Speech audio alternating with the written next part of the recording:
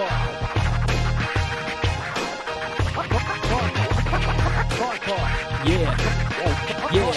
the TryPod app, shit, years in the making. They're raising the stakes straight, bringing home the bacon. It's free to take, mate, so why you waiting? Grab a slice of the cake, check your notifications, it's brazen. Welcome to the TryPod, where we break down the games every week from a punting perspective. And this was the last game of the season, so I've just jumped straight in to do a rapid reaction. Penrith has just won 4 comps in a row. The Panthers getting up 14-6. Can happily report we did hit the best bet there. We had a start with either team, so kind of like either team 1-10. So a little dicey there. If Penrith had gotten a late backdoor try, but a margin within 8 points means at least we've finished the season winning a best bet.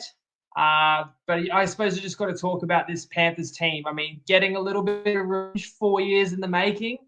You could kind of say, I think I did say during the week, Penrith's already got the revenge for the 2020 grand final when they beat the rested Melbourne Storm in a prelim, who were favourites on that day by about 6 points. And Penrith goes on to start this dynasty and this crazy run. But all right, Penrith hadn't played Melbourne in a GF. Melbourne hadn't got back there until tonight. And Penrith came in underdogs, and it didn't matter. They didn't play like underdogs tonight. I've just got to start by saying, what on earth have we seen over the last 4 years? This is the craziest thing I've ever seen. I mean, you go back to Penrith, how many great players has Penrith lost? Because Capewell was an origin level player when he left. Matty Burton, Kikau, Coruscant, Stephen Crichton, Spencer Leniu. Have I missed anyone? I'm sure I've missed a few. But how can you lose those players each year and keep coming back and winning the comp? And yes, this was the last game for Jerome Luai and the last game for the Fish. But are you going to write Penrith off now and say that's the end, like 4 will never be done again? Like, who's to say Penrith can't win 5? Cleary, I said it earlier this year, is the best player ever. There's no qualifier for that. He's the best rugby league player ever, and he's in his prime. Talangi's going to go over there. Is he not going to be awesome at 6 playing outside Nathan? Who else are Penrith getting next year? Is it Papali'i? Isaiah? I mean, he converts to a middle and somewhat covers the loss of Fisher Harris there. You see what Lindsay Smith are coming through, Liam Henry. Let me know what you thought about this game, guys. Just kind of your major takeaways. I'm in a different room, but so I just walked away from the TV. Liam Martin was Clive Churchill, right? I'm told he was 34-1. So that was a bit of a long shot. It's just not your likely suspect. Obviously, Nathan could have easily got it again. But the fact that Cleary has won 2 of the last 3 Clive Churchills, I think when it's close, the fact that it is a voted award, they definitely factor that in. Like if Nathan had never won a Clive, they'd probably give it to him tonight. But Martin was also outstanding. And I definitely thought it was between Martin and Cleary. I had in my notes kind of some major moments that Martin was involved in. And I want to just go through the big moments in that game. We can relive it. We can talk about the controversial and just the major plays in that one. But again, the best bet cash is 1-10.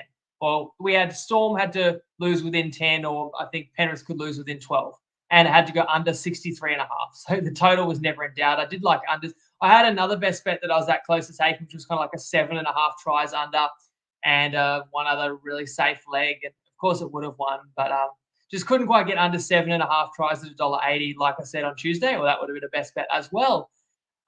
Winnie's Kitchen lost. It was $12, but it did only need a Coates try. We got the other 2 legs, and it was $12 odds. And Coates caught a bomb there, threw it back in. That was a controversial moment, actually, when he threw it back into Jack Howarth at a really critical time.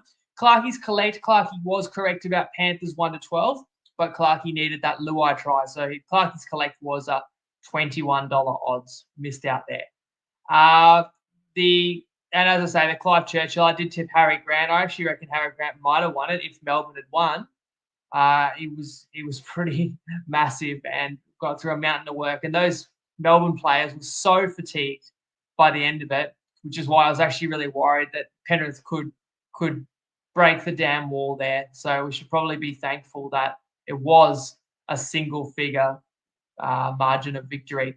Just really quickly, if you've watched the games today, I said that the men's NRL grand final would be the closest game of the three. It actually turned out the other way around. It was the greatest margin of victory. We had a couple of ripper lead-up games. If you watched North's Newtown, the Queensland Cup champions are down 8 points. They're 12-point underdogs. Come back and get a 2-point win. And then the Roosters in the NRLW are up 24-0 at halftime. Looks like a total blowout. And Cronulla comes back out and scores the next 3 tries. It ends up being just a 4-point win by the Chooks. So a couple of really good games. The Savo, maybe not exactly what everyone predicted. But how about we just go kind of blow by blow, because I kept a little bit of a diary of this game. It was set up to be a classic. I'm almost a little bit underwhelmed, and it's almost because Penrith are just that good that they didn't let Melbourne get close enough to give us that total grandstand finish. As you know, the comments coming through, I appreciate you guys, and let me know what you thought. But there's a comment there from Michael Tues was kept quiet, and part of it is if you can't get the yardage and you can't get a lot of opportunities, then all these star spine members for Melbourne had limited chances to really stamp their authority on the game. Coates' was magnificent, and I thought a lot of the outside backs for Storm stepped up to try and replace a little bit of the production that Melbourne was clearly missing from their forwards. But yeah, let me know what you thought. I'll go moment by moment. Let us know how your bets went as well, and I'll try and keep your comments on the screen. There's a couple of people saying Harry Grant, good tip, and best on field for Melbourne. Of course, he did score the first try, but first note I had was just there was only one stoppage in this game in the first 12 minutes. So instantly it's a cycle, and instantly the fatigue is setting in, and it's going to be battle of the fittest. And you saw the Panthers getting the better of it, I thought, early. And it starts with the fact that Penrith make you work so hard to defend them for a set of 6, because Penrith are the best in the comp at keeping it alive on the 5th. And they hurt Melbourne multiple times tonight doing that. But Melbourne repelled Penrith. Munster had a cracking tackle on Cleary at one point. Isaiah Yeo went close, but he was denied. Then there's a stripping penalty. Luai strips Pappenhausen, and it was inconclusive when it was challenged by Penrith. On the back of that penalty, Melbourne gets into the Panthers territory, and they boot it 50 metres to find touch. Nearly don't find touch from the penalty.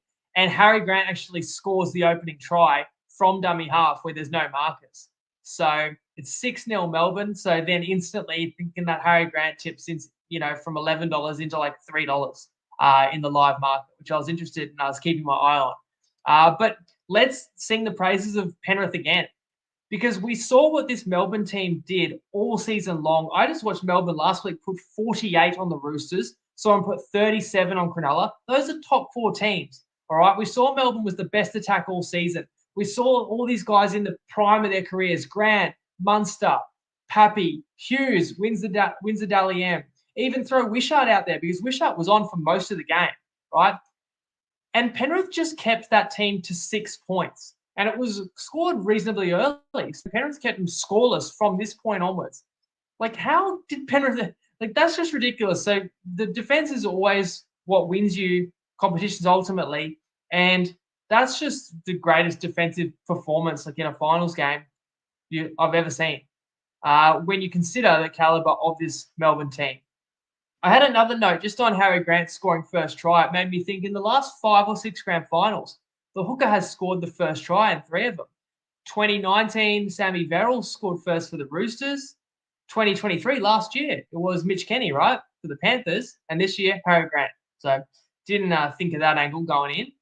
The very next set after Penrith conceded, Penrith forces an error off a Warbrick dropped bomb. So I talked about an advantage to Melbourne being the big backs under the high ball, but you'd have to say Penrith actually handled the high ball better this game.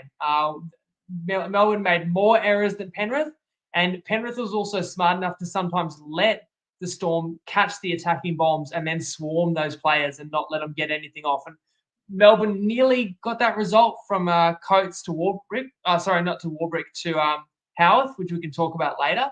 but Melbourne didn't really get a result off a fifth tackle kick all night. Maybe one Dylan Edwards knock on, maybe, but then there was an overturn called too. But there were several bombs where Penrith got a result. So as I say, Warbrick drops it right after Melbourne has scored, and Penrith scores that set. A similar looking try to the opening try for Penrith last week, where Alamotti catches a ball off Cleary, but the difference is it was a setup where Alamotti instantly turns it straight back under to Luai, who then puts Taruva over for Penrith's first try. I'll try and bring some comments in. Calls felt fortunate. That's for Ryan's bets, but I missed what Ryan had. Sorry. Ryan had first half under. Penrith plus half a point first half. Padonis had that too. I was going to shout him out. I mean, you need the try on the final half, the final play of the half. Ryan had Penrith only team to 10 as well. So great tips there by Ryan. Controversial moment when Munster should sin bin. It doesn't end up deciding the game. We can definitely talk about that. Thoughts on Melbourne's try that was disallowed? I'll tell you right now, I did think it was a try, but I want to, dedicate a segment to talk about that moment because it's a huge moment. Another comment there, felt Storm got a couple of tough calls, but Penrith's defense incredible. Completely agree with that one. I'll keep putting the comments up on the screen, right? So Penrith scores a great backline execution, 6-4. Nathan actually misses from out wide. You can forgive him for missing one from out wide, but he actually missed a couple tonight. A little uncharacteristic. So, in fact, it was 3 tries to 1. Right, but straight after the Panthers have pulled it back a try, or pulled it back to 6-4, the Storm kicks off out on the full and instantly invites Penrith back down. And remember, Penrith nearly scores back-to-back. Luai puts an early kick in for Taruva, and it's only a great try saver from Katoa that keeps Melbourne in front. Now, the next sort of 15 minutes of the game was very crucial. I'd say from like the 25th to the 40th minute of the first half, you could really sense Penrith turning the screws. And the crazy thing about that was Leota and Fish were on the bench. And yet there was no let-off with Henry and Smith coming on. And the ball was virtually in play the whole time. And you could just tell Melbourne were fatiguing and Melbourne were just trying to just survive and get to halftime. And remember, it's 6-4 Melbourne. And if Melbourne had got in at halftime, there's some crazy stats. Melbourne was 19 from 19 this year when leading at halftime, and only 1 from 5, I believe it was, when losing at halftime. Penrith have a very similar stat in their favour when they lead at halftime. Anyway, as I spoke about in the preview, fifth tackle options are having to stay alive and having to defend Penrith truly for 6 tackles. And sometimes that last tackle involves making multiple tackles because Penrith's just the best at just offloading and just nothing to lose, kind of applying the pressure on you. And it is a 5th tackle try to Liam Martin, who goes on to win the Clive Churchill medal. But really a beautiful switch of play ball by Luai. And who does he give it to on 5th tackle? And this was after the Panthers got down Penrith's end. The Panthers got down Melbourne's end on the back of a half fake by Nathan Cleary. Nathan gets his hands on the ball, and there's just something about Cleary. I don't want to glaze him too much, but he just freezes defenders. When he gets the ball, you can just see defenders are just so worried and then rock back on their heels. And Nathan can just suck people in and then just dishes a beautiful assist to Liam Martin. And as I say, the Storm are up 2 points at that moment. So Padonis gets the half-time best bet with Penrith plus a half a point. In fact, thanks to that try, Penrith leads 10-6. That's a very similar score to last year's grand final, where, of course, Penrith led 8-6. Some of the stats, Penrith had 57% possession at halftime. So actually it wasn't too bad for Melbourne to only be down 10-6, but just the fact that try came on the final play. We've talked about that all season long. Those are just always crucial tries. It goes without saying because it's a grand final. It's a low-scoring game. But it's the energy that you get from scoring on that final play. It's the energy you sap from the opponent. It's the psychological of the next 15 minutes, just thinking about that final set and what happened to end the half. That's a very decisive play. Everyone can say after the game, and like there's comments like, Nathan, best team won. No one can deny Penrith, but it's very easy to say after the game, like Penrith was never losing that, like kind of comments like to that effect. But there were some very critical moments, and that's one of them. And that's just the brilliance of Penrith. Melbourne's trying to hang on, and they couldn't quite do it. And then a couple others that's, again, you probably give credit to Penrith for stopping that Howarth try, because whether or not the ball hit the ground, there's enough Penrith bodies in the frame to make it uncertain and to do a great job of potentially keeping Howarth up. But that's the notes I made at kind of halftime. I thought it would just be critical for Melbourne to score in the sort of in the first 20 minutes of the second half, right? When Leota would still be off, Fish would still be off. We came into this game also wondering, is Nathan Cleary, is his shoulder 100%? Well, in the 42nd minute, they put a stat up that Cleary had 20 runs, which is either a hit up or a run that engaged the line. And that was the nearest player had 16, right? So that's a good fitness test. I know Nathan was wincing at the end, but it was basically already won. But he ran the ball more than any other player. So that just showed what a threat he was all night, and showed that, thankfully for Nathan, he had some serious injuries this year, but we'll find out afterwards, like we always do, about how much pain these guys were in, and they were getting needles, and there were injuries that weren't disclosed and stuff. And Nathan is a tough customer for sure, but he was clearly able to play close to his best tonight. And Penrith did need him, and needed that moment of brilliance before halftime. There was actually a really close call for Penrith to score early in the second half. Taruba outlet Pappy, and Liam Henry was tackled a minute out. As Sam Paul says, Australia, you can have Jack Howarth. That's a bit sad, isn't it? Howarth has spurned the Kiwis, but he really wants to be a Queenslander. Good news for Queenslanders, I think. Howarth, I didn't think Howarth had a bad game tonight. I thought all the Storm outside backs had some powerful carries to just sort of keep Melbourne in it. It still looked like Penrith was on top. I mean, there was a couple of sets in a row where Melbourne made 20 metres, and it's just so obvious that Melbourne was lacking that punch in the middle. And so who would have been handy to have there? Maybe Big Nelson. I also thought you've got all these playmakers on the field. You've got Grant, who just was desperate for a quick play the ball. You've got Wishy, who was playing in at lock. You got Munster to the left, Tues to the right, Pappy out the back. But you're just crying out for more opportunities. And I feel like Melbourne needed to try and force more offloads. There was another stat that popped up around the hour mark. Penrith had twice as many offloads as Melbourne. I feel like Melbourne needed that second phase play to bring their playmakers into the game. But Melbourne was hanging in there at 10-6, and a critical moment could have been, you guys tell me, it must have been about 25 to go. Eli Katoa, who Sam says there was carrying the forward pack, Eli Katoa forces an error out of Edwards when Penrith was really on top and in control. Now, that error leads to an attacking Melbourne set, and the kick goes up for Coates, and this was a matchup I talked about and a moment that I thought could decide the game. And the kick to Coates, and he marks it over To'o, but his body is just drifting over the sideline, so Coates keeps it alive, back in field to Howarth. Looks like he's going to score for certain. About 3 players are instantly there to meet Howarth at the goal line and keep him up, at least so it appears. Now, this is a massive call. You can say, of course, well, Penrith won by 8 anyway, so it doesn't matter. But this would have put Melbourne back in front, or with a kick to go in front. So it is a huge call. Watching it live, I couldn't tell. It's one of those ones where whatever the ref calls is probably going to stand with held ups, because it's hard to be decisive. Then one angle, it definitely looks like the ball touches the ground, and the bunker can overrule that. He doesn't need to go with the ref's call. If you see the ball hit the ground, it's hit the ground. You've got a better angle than the ref did. And they talk about how the bunker's got 20 angles on this thing. Then I saw a different angle. It looked like Howarth's own arm was under the ball. So I can understand the call not being overturned, but there is a still image that's going around, and I'm sure you've all seen it on social media, or you will, where it looks pretty definitive that that ball did hit the ground. So that's a huge moment that goes Penrith's way. And I don't want to take away from this team, but look, let's just say this. It's just a ridiculous feat that we'll never see again, a team winning 4 comps in a row. But let me say this.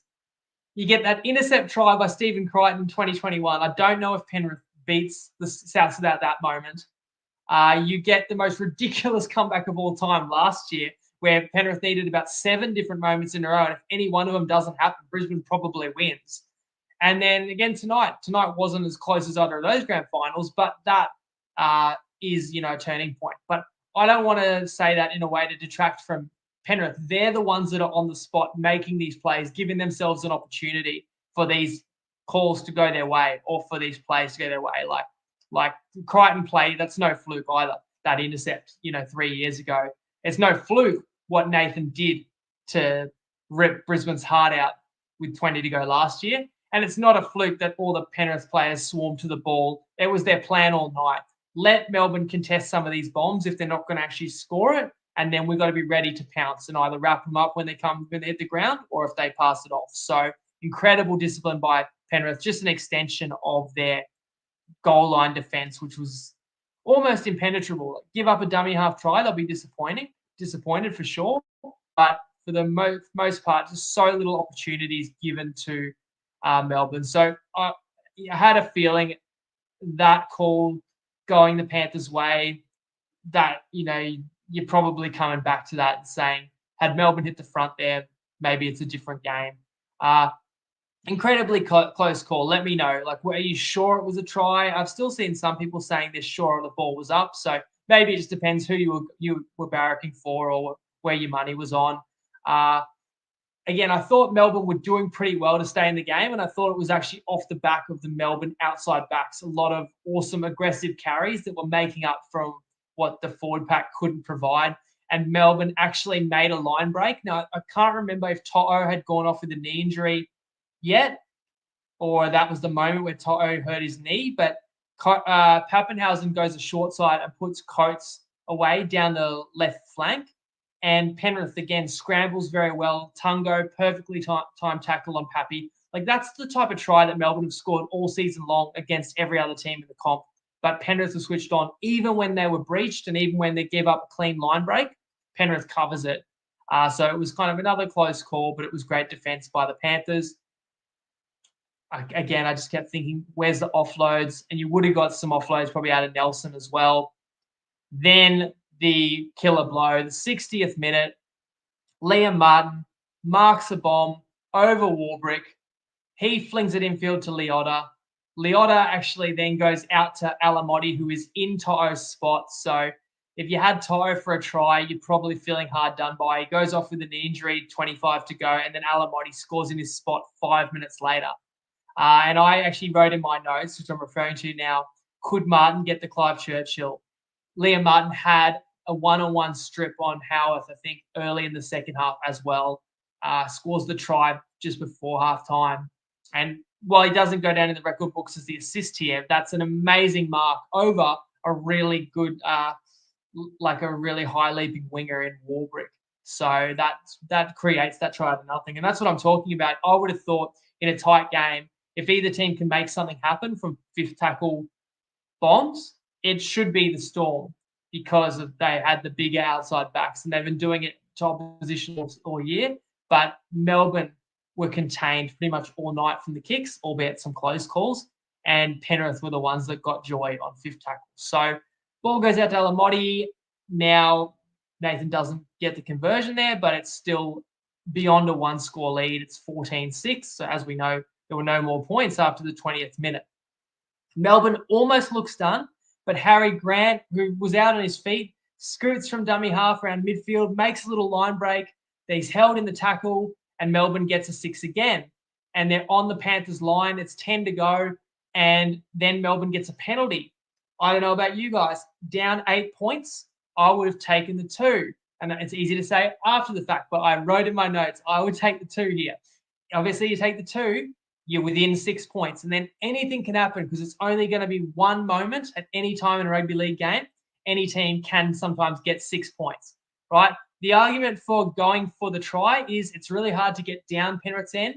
You need to score twice. And it's not that hard to get 2 points these days as what it used to be. So if you score and you're down 2, you could end up getting a 2-point field goal. So I can understand the argument. Melbourne just feels we're down here. We need to score. we're on the back of a repeat set, like it's now or never type things. But once again, the Storm was stifled inside the Panthers 10. And these electric spine members for Melbourne, it almost feels like they need to operate in more space. Like it's a funny thing. Melbourne was almost more dangerous this year coming out of territory, and just Melbourne needs quick play the balls more than they need field position. Melbourne was a team all season long that could score from anywhere in the field. But in terms of, I guess, that precision and execution of actually being camped inside the team's 10 or 20 and being able to open them up and put on a play, other than the Harry Grant scoop, Melbourne didn't really look like scoring in any of the attacking sets. So Howarth is bundled into touch. So now that I think about it, Howarth had a mixed night for sure. As someone did say before, Australia can have him, a Kiwi follower there. Yeah, not the best night, but look, the kid, he's really burst onto the scene this year and still had some really strong moments as well. But on that occasion, we tend to go, Howarth is pushed over the sideline. You kind of know that it's Penrith's night. There was one more chance for the Storm with about 7 minutes to go off a bomb, which looked to me like Alamotti touched it. So I don't feel like the Storm got many calls tonight, if any. But the bunker says that Coates knocked on with 7 to go. And like, there's no point lingering on that call because it probably doesn't change the game. It's unrealistic to say Melbourne would have scored and scored again. But I certainly felt like that could change the margin, because if Melbourne gets a call there, they're going to be on the attack. Maybe you score. Otherwise, at least you're putting Penrith under pressure. But instead, it's a massive let-off. It's a 7-tackle set to Penrith. And I thought Penrith's going to really make Melbourne pay here and win 13+ on the back of that. But in the end, Penrith didn't need to score another try. Came close a couple of times, but just saw out the game. There was a 75th minute bite allegation, so it's probably worth mentioning because it doesn't happen every game. It was Alamotti alleging that Munster bit him. There were pretty clear camera angles. Munster's got the ball. Alamotti's wrapping him up on the ground. Alamotti's wrist comes right across the mouth of Munster. It wasn't a bad one. Like, it was, to me, it wasn't an obvious bite. It was just like the wrist is right across your front teeth, and Munster's probably just jolting his head a little bit. I mean, Munster was also wearing a mouth guard, so it can't have hurt much for Alamotti. So I don't know. I think it was a little bit of much ado about nothing. Munster goes on report. The ref didn't penalise, at the time because it wasn't obvious enough. That was about all she wrote. Penrith did get down Melbourne's end, so that wasn't going to affect who won the game. But if you took Penrith 1-12, or you took kind of like an either team 1-8, 1-10, if you're on the best bet, you really were hoping that Melbourne could keep Penrith out, and Penrith drops the ball there. I mean, if you took 13+, you might be disappointed because Penrith looked like they had just demoralised Melbourne, and Melbourne were hanging on by a thread at the end. Penrith's so relentless that they just burn you out. I've just never seen Melbourne look the way they did tonight. Nobody else in the comp could put Melbourne under pressure like that. And Melbourne beat Penrith twice this year. But one thing we speculated about before the finals and before the grand final was that Penrith had not played their best in a few months, but Penrith had another gear to go to because Penrith has all these class players, all this grand final experience. You questioned, has Edwards got a bad knee? Cleary's just got the shoulder. You didn't know if Penrith could find that perfect game. And Penrith will probably say they weren't perfect in attack. They left a couple opportunities out there. And Penrith wouldn't have liked Harry Grant's first try, but pretty close to perfect. So that's what decides the grand final. It's not always the best team for the year, because you could argue, you probably have to say Melbourne was the best team all year, but you've got to put it together on the big stage, and certainly Penrith did. And so maybe we should look back at that and say, big game experience. 4 years ago, the shoe was on the other foot, and it was the Storm with all the experience that just blitzed Penrith and led 26-0, remember, in that one. And Penrith were awesome in 2020, but maybe weren't ready for that stage, But boy, did Penrith learn some lessons that night. And geez, Melbourne created a monster that night 4 years ago. And Penrith hasn't lost basically hasn't lost a big game since. Maybe one finals loss since 2020. And in fact, that was the first week of the finals in 21. So what's that up to now? 3 in a row, 3 in a row, 3 in a row, 3 in a row. So 12 straight finals wins for Penrith. Just ridiculous. It doesn't make sense to me. But I mean that in a good way, that this is a team that we're going to remember for decades to come. So we've got to appreciate, what we're witnessing. And that's about everything I got for you guys. Half hour, instant reaction. They were the main points out of the game for me. I want to thank everyone that's tuning in tonight, but also everyone that's tuned in all season. We're going to do a season review on Tuesday, and I'm bringing Tristan in to chat as well as the book for the Boogies perspective. But of course, I've got to say to you guys, like the best bets, it was a bad season for me. I mean, best bets wind up 49%. That's not acceptable for me. That's something that's going to plague me all off season. That has bothered me all year. So that's really bad. That's not good enough for everyone that tunes in and follows the pod, and it's really disappointing for me. And not saying that I'm just putting down to, we didn't get the breaks or whatever it might be, we lost some close calls, or that I've got to do better than that. It wasn't all bad this year when you consider that Clarkey. I don't feel like Clarkey was winning that many of his tips early in the year, but once from the point that Clarkey kind of really wanted to put his hand up and have tracked tips and be accountable for them, Clarkey was excellent. I mean, he's finished the year like plus 15 units. And then same game multis, I will give myself a little pat on the back and say, we did pretty unreal this year. In a bad season for best bets to go plus 24 units on same gamers, that's something that we shouldn't disregard. Like that's nothing to sneeze at there, because it's not easy to do either. And I know same game multis just get more and more popular every year. Everyone's playing them.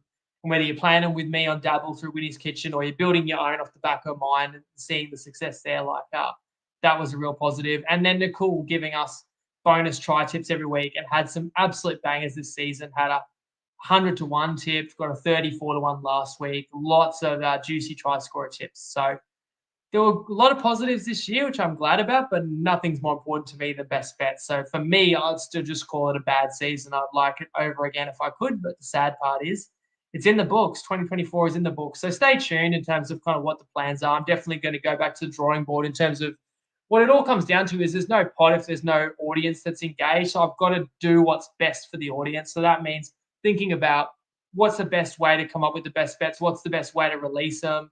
Talked a little bit about, whether we're too restricted with just one window of time to get the bets on and stuff. But that's all kind of stuff for me to look at with a bit more time to reflect. And as I said, you will see me again for the full season review on Tuesday. But thank you to everyone who has tuned in this year. Thanks to Clarkey as well, been an outstanding co-host. He's picked up the slack in terms of some tip results, but also just all of his organisation. He's just a class act all the way around, and how much he has helped us kind of steer the ship this year. So shout out to Clarkey too. And shout out to you guys. Hope you enjoy the weekend. If it's a long weekend for you guys, then have a great day tomorrow too. And I'll still see you on Tuesday. And congratulations again to especially the Penrith Panthers themselves, Panthers fans, and anyone if you're back to Penrith either tonight or for the comp as well. Congrats to you. Cheers, guys.